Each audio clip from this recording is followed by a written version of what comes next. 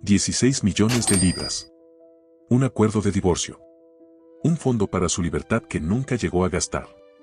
Diana recibió ese dinero en 1996. Exactamente un año después, falleció. El dinero permaneció allí, intacto, una vida que nunca llegó a vivir, congelada en silencio en su interior. ¿Y el palacio? Les aconsejaron simplemente dejarlo en su patrimonio y que se grabara.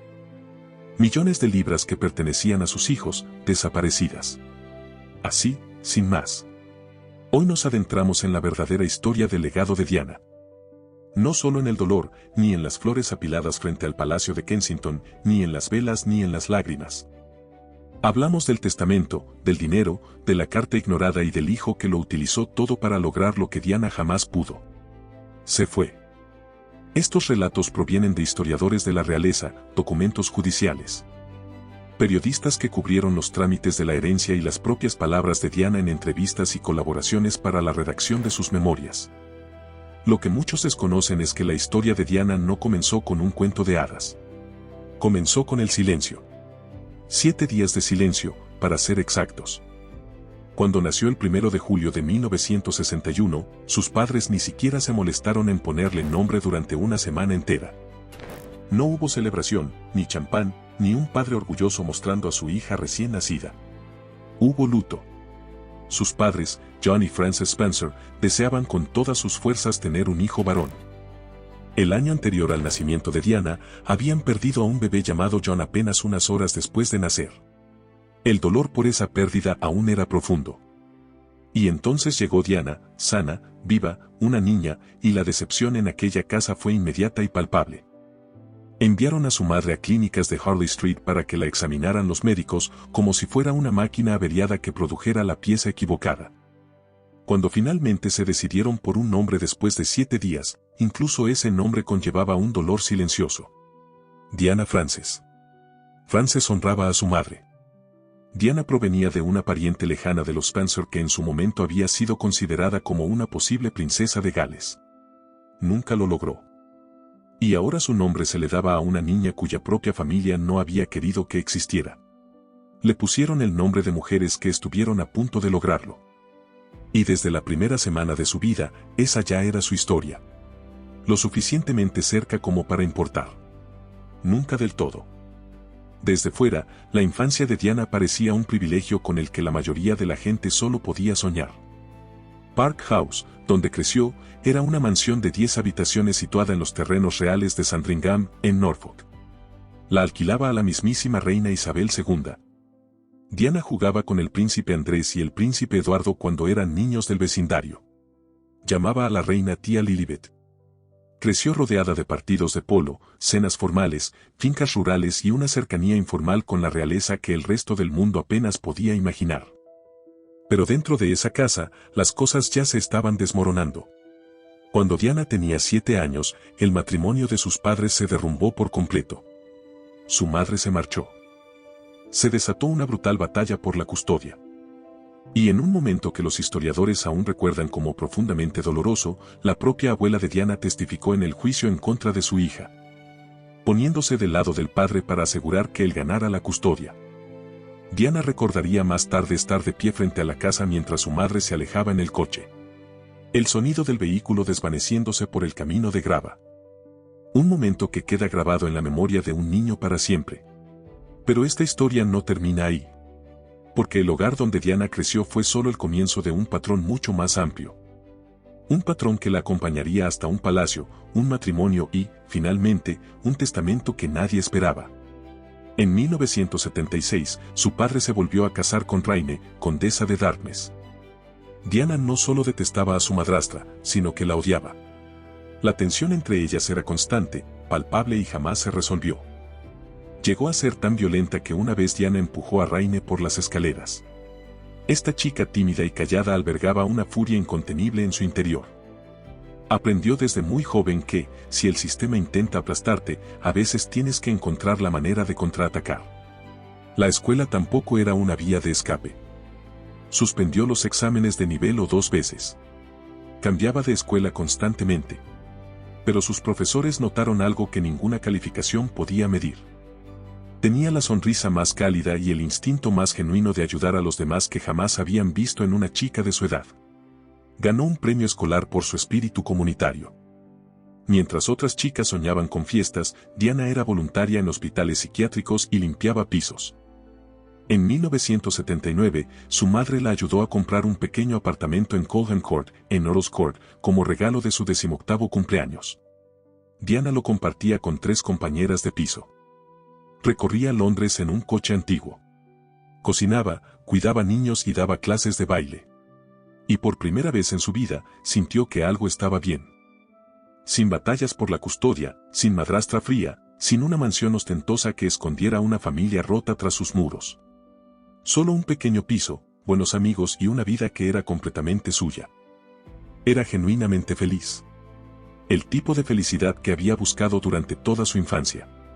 Pero el sistema que la había ignorado durante toda su vida acababa de fijarse en ella. Y lo que sucedió después lo cambió todo. En 1980, el príncipe Carlos necesitaba esposa. Tenía 31 años y el palacio había dejado claro que la búsqueda debía dar resultados. Diana Spencer, la chica tranquila de Sandringham que había pasado toda su vida sintiéndose insuficiente, de repente cumplía con todos los requisitos del palacio. Era joven. Era aristocrática. No se había visto envuelta en ningún escándalo. Y era lo suficientemente discreta como para que dieran por sentado que seguiría haciéndolo. Esa es la parte que hace que esta historia sea tan dolorosa. No la eligieron porque Charles la amara. La eligieron porque encajaba. Pero para entender lo que Diana encontró, hay que entender lo que Carlos ya había perdido antes de que ella apareciera en escena. Había conocido a Camilla Shan en un partido de polo a principios de la década de 1970 y desde la primera conversación surgió una chispa entre ellos que rara vez se da. Camilla no lo aduló. No lo trató como a un futuro rey. Se reía de las mismas cosas que a él, le hablaba con naturalidad, como una mujer que veía al hombre antes que a la corona. El palacio tenía otros planes. Camilla no cumplía con los requisitos tácitos para ser una novia real. Y, lo que era crucial para la década de 1970, no era virgen. Así que la institución hizo lo que siempre hacen las instituciones, intervino. Carlos fue destinado a un puesto en la marina. La distancia se hizo presente. Y Camilla volvió a acercarse a un antiguo novio llamado Andrew Parker Bowles. Para cuando Charles regresó, ella ya había aceptado la propuesta de Andrew. Charles quedó destrozado. Le escribió cartas rogándole desesperadamente que no siguiera adelante con la boda, lamentando lo que describió como 6 meses de felicidad que el destino había truncado cruelmente. Pero Camilla se casó con Andrew de todos modos. Y el matrimonio no puso fin a lo que Charles y Camilla habían compartido. Simplemente cambió su forma. Su relación se reanudó discretamente poco después, incluso cuando ambos estaban construyendo vidas familiares por separado. En 1977, Charles conoció a Diana Spencer. Ella tenía 16 años. No hubo romance, ni chispa. De hecho, en ese momento salía con Sarah, la hermana mayor de Diana. Diana era solo un elemento secundario. No tenía ni idea de que ya la estaban rodeando. Anunciaron su compromiso en febrero de 1981. El mundo enloqueció. Pero las grietas ya eran visibles incluso antes de que se secara la tinta. Cuando un periodista les preguntó si estaban enamorados, Diana respondió que sí de inmediato. Carlos hizo una pausa y luego dijo, lo que sea que signifique estar enamorado. Se habían visto solo 12 veces antes del compromiso. Se casaron el 29 de julio de 1981. 800 millones de personas lo vieron. Se la conoció como la boda del siglo. Para 1986, todo había terminado. Carlos había regresado con Camila. El palacio simplemente lo permitió. Y Diana, a quien le habían dicho toda su vida que no era suficiente, ahora se encontraba atrapada en el matrimonio más público del mundo con un marido que, en realidad, nunca la había elegido. Pero no se limitó a sentarse en un rincón a llorar. Contraatacó con una honestidad para la que la familia real jamás había estado preparada. En 1992, la guerra se tornó completamente nuclear. Se filtraron a la prensa grabaciones secretas de conversaciones telefónicas íntimas entre Carlos y Camila. La infame grabación del tampón Gate se difundió mundialmente. Una conversación tan explícita que se oía a Carlos diciéndole a Camila que deseaba reencarnarse en su tampón con tal de estar cerca de ella. Esto humilló al futuro rey de tal manera que el palacio no pudo contener ni disimular su escándalo. Ese mismo año, Diana colaboró con el periodista Andrew Morton en un libro revelador que desveló por completo la verdadera naturaleza de la monarquía. Los escándalos no cesaron. En 1994, Carlos apareció en televisión y admitió públicamente la infidelidad, nombrando a Camilla por su nombre. Se suponía que sería un momento controlado, una forma de adelantarse a los acontecimientos. Esa misma noche, Diana salió luciendo un vestido negro de seda ajustado al cuerpo y con los hombros descubiertos. No parecía una víctima. Parecía una mujer que acababa de darse cuenta de que era más fuerte que la corona. Al año siguiente, concedió su entrevista al programa Panorama de la BBC. Se sentó con serenidad frente a la cámara, miró al mundo directamente a los ojos y pronunció una frase que aún resuena en el palacio: éramos 3 en este matrimonio, así que estaba un poco apretado. El divorcio se finalizó el 28 de agosto de 1996. Y con él llegó algo que dolió más que el fin de un matrimonio. Le quitaron el título de Su Alteza Real. Ya no era una miembro activa de la realeza. Era, una vez más, una extraña. Pero esto es algo que nadie prestó suficiente atención en aquel momento. Mientras el mundo se centraba en la humillación y los titulares, Diana hacía algo mucho más premeditado: reconstruir su vida en silencio. Ya había redactado su testamento en 1993, durante la separación. Al día siguiente, ya había firmado una carta privada con sus últimas voluntades. Ya estaba pensando en lo que vendría después. Llegó el acuerdo de divorcio. 16 millones de libras. Un fondo para la libertad. Ella lo incluyó en la herencia. Nunca más lo volvió a tocar. Un año después, el 31 de agosto de 1997, el Mercedes en el que viajaban Diana y Dori Farr entró en el túnel Pont de l'Alma en París. Perseguido por una multitud de paparazzi, el coche se estrelló contra un pilar de hormigón a gran velocidad. Dodi y el conductor Henry Paul fallecieron en el acto. Diana fue trasladada de urgencia al hospital, donde murió de madrugada a la temprana edad de 36 años. El mundo no solo guardó luto. Se derrumbó. Al amanecer, las puertas del Palacio de Kensington ya estaban cubiertas por montañas de flores. Los días siguientes fueron un duelo público de una magnitud que desafió toda lógica. Un dolor colectivo y visceral de un mundo que sentía haber perdido a su propia hija, a su propia hermana. Y luego estaba esa imagen que realmente dejó a todos boquiabiertos. 2 chicos. William, de 15 años. Harry, de 12. Caminaban detrás del ataúd de su madre por las calles de Londres. Cabezas gachas. Rostros inexpresivos. Un pie delante del otro mientras el mundo entero lloraba a su alrededor. Harry escribiría sobre ese día en sus memorias años después. Dijo que no le parecía real. Dijo que no podía llorar. Dijo que sentía las miradas del mundo entero sobre él, así que simplemente tuvo que seguir caminando. Detrás de todo ese dolor, algo más comenzaba silenciosamente. ¿Por qué Diana había dejado atrás algo que nada tenía que ver con el duelo, sino con lo que vendría después? Y cuando finalmente se abrió su testamento, lo que contenía sorprendió incluso a quienes creían conocerla mejor que nadie. Todos daban por sentado que la herencia sería un asunto sencillo. Diana era una de las mujeres más famosas del mundo, seguramente sus finanzas estaban cuidadosamente estructuradas. Legalmente impecables y gestionadas por los mejores profesionales que el dinero podía comprar. No lo eran. El testamento de Diana se redactó en 1993, durante su separación de Carlos. En aquel entonces, acababa de heredar 5 millones de libras de su padre, y ese dinero constituyó la base del documento. En él, nombró a Guillermo y Enrique como sus principales beneficiarios. Designó a su madre y a su hermana mayor como albaceas. Y después, nunca más lo modificó. Nunca lo actualizó tras el acuerdo de divorcio en 1996.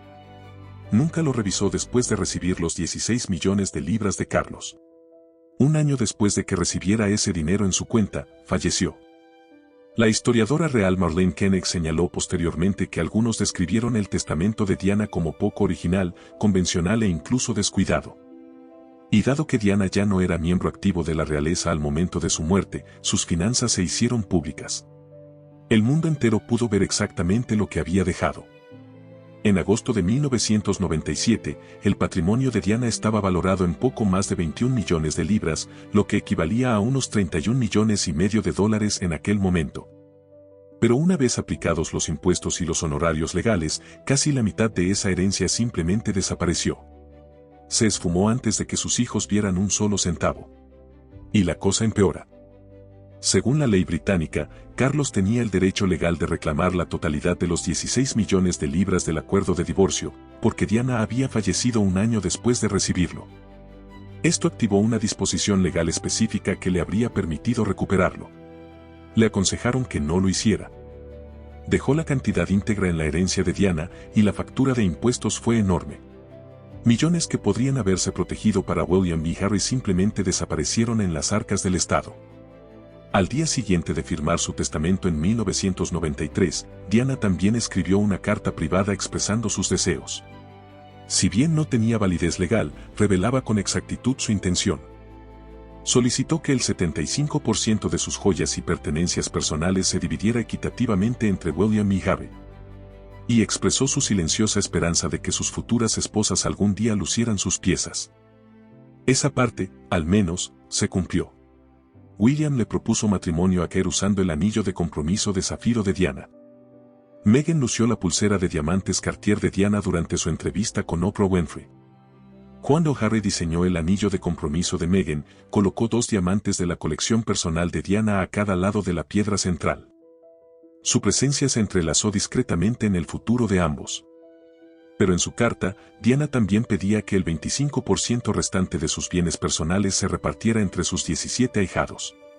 Recuerdos significativos. Algo personal para recordarla. Eso nunca sucedió. Dado que la carta carecía de validez legal, las albaceas del patrimonio de Diana, su madre y su hermana mayor, simplemente ignoraron la petición. En lugar de recibir algo significativo y personal, a los ahijados se les entregaron lo que varios de ellos describieron posteriormente como recuerdos vacíos, figuritas de casa, vajilla. Un juego de café. Diana había intentado llegar a todos, pero solo sus hijos se beneficiaron realmente. El resto de la herencia se depositó en un fideicomiso. La intención de Diana era clara, William y Harry tendrían acceso a ella al cumplir 25 años. Pero eso tampoco sucedió. Los albaceas solicitaron una modificación legal, retrasando el acceso total 5 años. Los hermanos podían recibir intereses del fideicomiso a los 25 años, pero el capital permanecía bloqueado hasta que cumplieran 30. Para cuando finalmente lograron el control total, cada hijo recibió aproximadamente 10 millones de libras. Los testimonios de personas cercanas al proceso confirman que la gestión de la herencia dejó mucho que desear. Millones perdidos en impuestos evitables. Una carta de deseos completamente ignorada. Ahijados olvidados. Un fideicomiso retrasado 5 años. Y, sin embargo, a pesar de todo, Harry recibió lo suficiente en el momento preciso. En enero de 2020, Harry y Meghan anunciaron que se apartarían de sus funciones como miembros de la realeza. Ningún miembro de la realeza había renunciado voluntariamente a la corona en la historia moderna. El palacio quedó completamente desconcertado. La prensa estalló. La opinión pública se dividió de la noche a la mañana. En su entrevista de 2021 con Oprah, Meghan reveló que había tenido pensamientos suicidas durante su tiempo como miembro activo de la realeza. Que había acudido a una institución en busca de ayuda y que le habían dicho que no podía solicitarla porque quedaría mal en su imagen. Harry estaba sentado a su lado y confirmó cada palabra. Dijo que la institución había priorizado su reputación sobre el bienestar de su esposa. Exactamente como en su momento había priorizado su reputación sobre el bienestar de su madre. Se le quebró la voz al decirlo. Mi mayor temor era que la historia se repitiera. No era una metáfora. Era la confesión de un hombre que había visto esa misma película antes y sabía exactamente cómo terminaba. En la entrevista con Oprah, Harry dijo sin rodeos, no habría podido hacer nada de eso sin el dinero de su madre. La herencia de Diana fue lo que les dio a él y a Meghan la capacidad de respirar durante esos primeros meses aterradores fuera del sistema real. Ningún contrato con Netflix se firma si no puedes sobrevivir al vacío. Ningún libro se escribe si te estás ahogando. Ninguna vida se construye si no hay nada debajo de ti cuando saltas. Diana nunca tuvo eso. Recibió sus 16 millones de libras en 1996. Murió un año después. Nunca pudo usar su fondo para la libertad. Nunca pudo saber cómo habría sido su vida después de la muerte. Harry consiguió lo que ella nunca tuvo. En el funeral de Diana en la abadía de Westminster, su hermano Charles Spencer se puso de pie y prometió públicamente que los Spencer se asegurarían de que los hijos de Diana no se vieran absorbidos por el deber y la tradición, sino que siguieran siendo los hijos de su madre. Harry se convirtió precisamente en eso, en el sentido más literal posible. Tomó el dinero de su madre e hizo lo único que ella nunca pudo, se marchó. Y cuando le preguntaron al respecto más tarde, simplemente dijo, ella sabrá que hice lo que tenía que hacer. Diana dejó su patrimonio a partes iguales a sus 2 hijos. El testamento era deficiente. La carta de deseos fue ignorada. Los ahijados fueron olvidados. Millones desaparecieron en impuestos. El fideicomiso se retrasó 5 años. Y, sin embargo, a pesar de todo, lo suficiente llegó a la persona adecuada en el momento preciso para cambiar el curso de la historia de la realeza. Ella nunca actualizó su testamento. Nunca dejó instrucciones específicas sobre el destino del dinero. Pero, al final, se logró exactamente lo que Diana había intentado durante toda su vida. Protegió a su hijo del sistema que la había destruido. Eso es lo que lo cambia todo. No solo el dinero. El hecho de que haya funcionado.